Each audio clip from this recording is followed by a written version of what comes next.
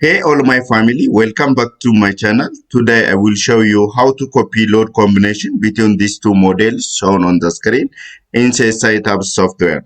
Watch up to the end. Now it's a time for subscribe my channel, like this video, and at the end of this video, write your feeling on the comment section. Thank you. Let's start today's tutorial. Consider the first model as a source model with load combination. That is, let's check it. Go to the define menu to check all the load combinations from your source model. So from this, we have 42 load combination for static analysis and the other 8 load combination for dynamic analysis. So we are going to copy all this load combination to the target model. Let's check the load combination for your target model, that is model 2. From this, go to the define menu. From the define menu, let's check the load combination. So there is no any load combination for your target model. So we are going to copy from the source model. To do this, let's go to the edit menu. That is from the source model. After go to the edit menu, let's go to the interactive database. From the interactive database, let's go to the lowercase definition here.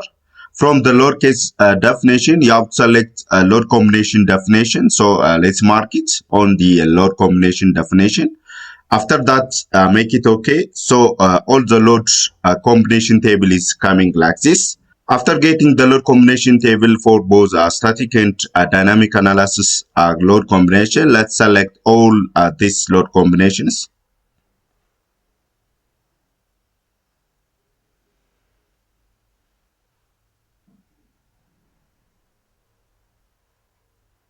After select all this load combination, right click on it.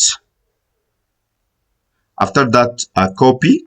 After copy all this load combination, let's proceed to the target model. So go to the edit menu in similar way. After that, go to the interactive database here. From this, let's go to the lowercase definition. From the lowercase definition, let's select load combination definition. After that, make it okay. From this, the load combination table is coming like this. After that, let's right click here, make it paste. So all the load combination from the source model is copy to your target model like this. After that, don't miss that, make it apply to the model.